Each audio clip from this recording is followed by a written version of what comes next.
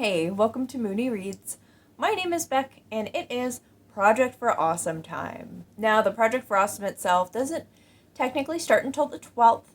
However, we're supposed to have our P4A videos up before the 10th, so I'm cutting it a little bit close.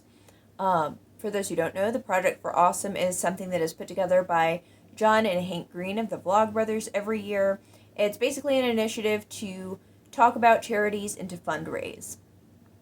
They have something going on. It's no longer on Indiegogo. I'm not sure what the website is called, but it's linked below. Basically, the Project for Awesome incentivizes people to make videos about their favorite charities. Now, the original goal when they first started this, or one of their goals, was to cover the whole of YouTube with just videos of charities.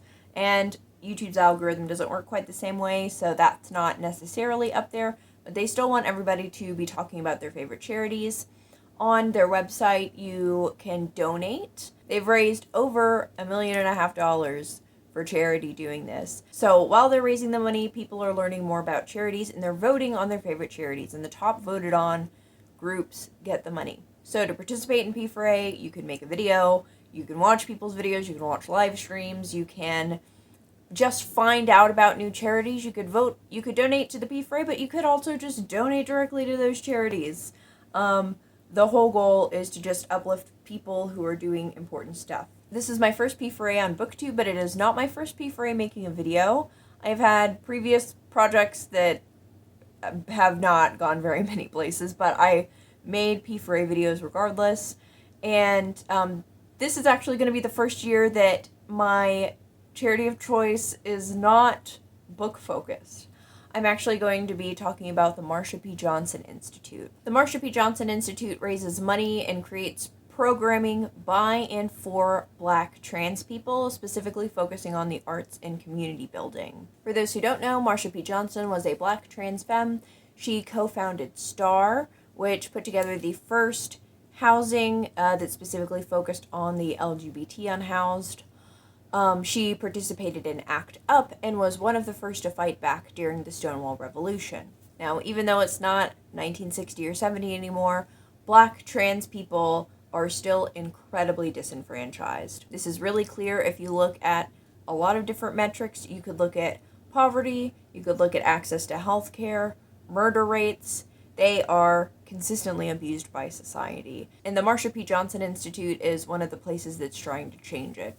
In their own words, the MPJI seeks to eradicate systemic, community, and physical violence that silences our community from actualizing freedom, joy, and safety. They outline key values as an organization, including being Black trans-led, focusing on the wholeness of each person and community, commitment to what they can do, so not overcommitting, but consistently committing in the right way.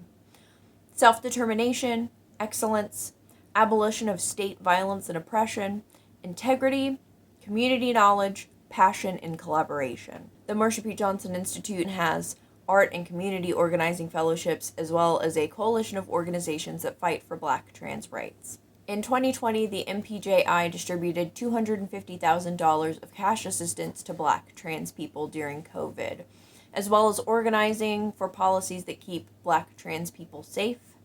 In addition, they expanded their membership program in 2020. So the Marsha P. Johnson Institute isn't just a charity of one group of people giving to another. It is Black trans people creating spaces and enabling and empowering other Black trans people in order to change the world for the good of Black trans people.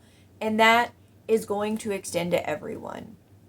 In Marsha's own words, you never completely have your rights, one person, until you all have your rights. So focusing on groups with this, aligning yourself with groups like this, even if you're not a Black trans person, giving money and resources that you have is imperative, because if we are seeking liberation, it has to be liberation for everyone. Be sure to check out my description for more about Marsha P. Johnson. Please watch the documentary on her. It's free on YouTube. Don't bother with the one on Netflix. I've gone into that in a previous video, so I won't do it here. Also check out how to donate directly to the Marsha P. Johnson Institute, and if you're interested in the Project for Awesome, you can check all that out in the description as well. Thank you all so much for watching, and don't forget to be awesome. Is the flower crown too much? Should I wear it a different way? It's been so long since I've worn these.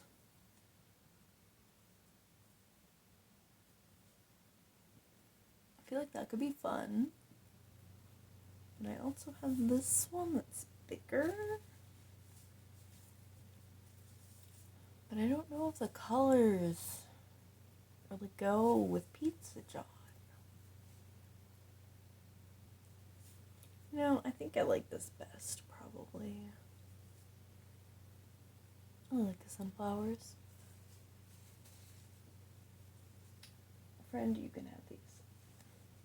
There we go. Now we're both flower crowned in honor of Marsha.